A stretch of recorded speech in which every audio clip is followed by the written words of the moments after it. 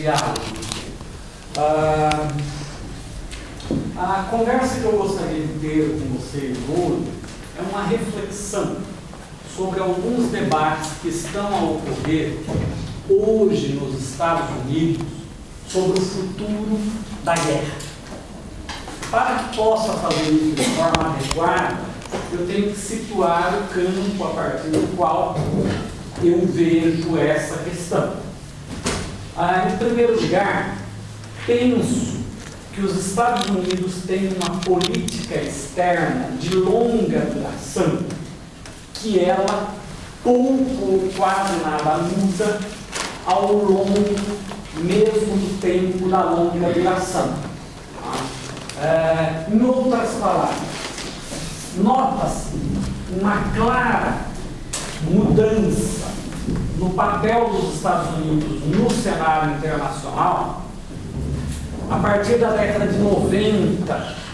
do século XIX,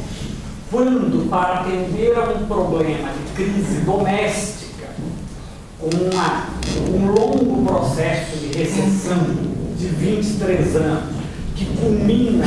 na depressão do período 1894-1896, a adoção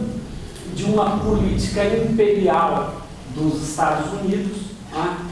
forçando a abertura de mercados para os seus produtos, uma vez que o seu parque industrial havia se desenvolvido de tal maneira e que num mundo fechado pelo colonialismo ele não tinha como expandir e gerava uma crise descomunal internamente. É claro que essas questões elas não eram um senso comum dentro dos Estados Unidos e haviam embates. Esses embates eles perduraram ao menos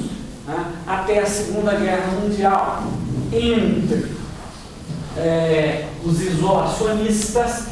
e os internacionalistas, o que vai levar os Estados Unidos, embora cada vez mais vinham a intervir nos negócios externos de outros países e internos, no entanto, nos Estados Unidos ainda havia um embate, o que fazia, por exemplo, com que os Estados Unidos não entrassem na Primeira Guerra Mundial logo ao seu início, ou mesmo em relação à Segunda Guerra Mundial. Por quê? Porque foram momentos em que os isolacionistas tinham uma força maior no Senado e no Congresso dos Estados Unidos e, portanto, o modelo democrático interno existente no país fazia com que, mesmo com que o presidente tivesse uma decisão, como era o caso do Roosevelt, de entrar na guerra porque entendia que os interesses dos Estados Unidos estavam sendo jogados ali, ele tinha dificuldades para fazê-lo e vai desenvolver uma série de estratégias para que isso viesse a ocorrer, mas isso não cabe no nosso debate aqui. O importante é que, efetivamente, do ponto de vista que eu vou trabalhar aqui, ao final da Segunda Guerra Mundial, esse debate interno praticamente desaparece, se consolida uma percepção dos Estados Unidos como potência mundial hegemônica e nós vamos ter um projeto de arquitetura de um sistema de poder mundial baseado nas instituições estadunidenses e que vai desembocar na Guerra Fria. Portanto, aqui há uma leitura de que a Guerra Fria ela é um produto não pura e simplesmente das vontades de Estados Unidos e União Soviética como atores no cenário internacional, mas que o modelo adotado pelos Estados Unidos ele tinha uma dimensão global e que a União Soviética ou ela resistia ou ela capitulava, porque a arquitetura desse poder, baseada no acordo de Bretton Woods, na criação da ONU, no Fundo Monetário Internacional, no Tratado Geral de Tarifas, que depois vai desembocar na nossa atual Organização Mundial do Comércio,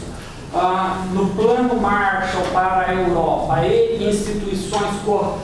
instituições de cooperação regional que vão ser montadas, obrigatoriamente vai levar a uma tensão e a uma bipolarização.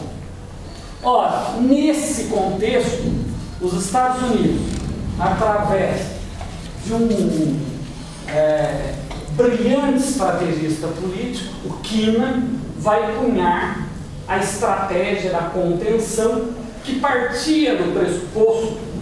que o principal perigo representado pela União Soviética não era o da força do Exército Vermelho, mas era o da capacidade de atração que a ideologia soviética tinha no interior das democracias ocidentais. E que, portanto, a estratégia dos Estados Unidos deveria ser a contenção.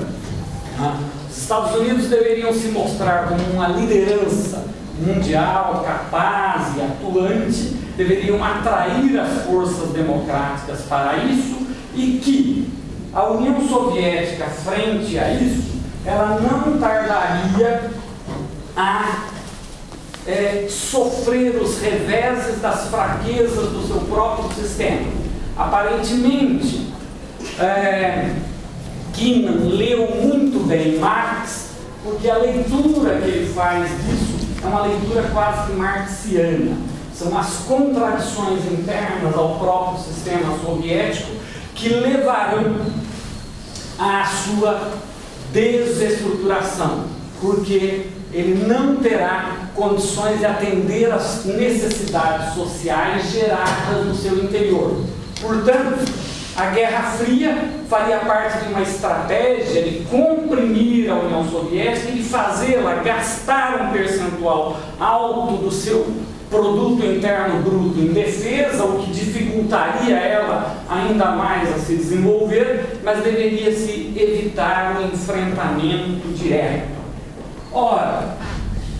Kennan perdeu espaço já no segundo governo Truman, mas a essência do seu pensamento, ela seguiu ao longo de todo o período da Guerra Fria, embora o Kennan tenha feito críticas aos usos que foram feitos da doutrina, entendendo inclusive que desencadeou uma corrida armamentista que os pressupostos dele não previam. Isso é motivo para um debate. Mas a grande questão é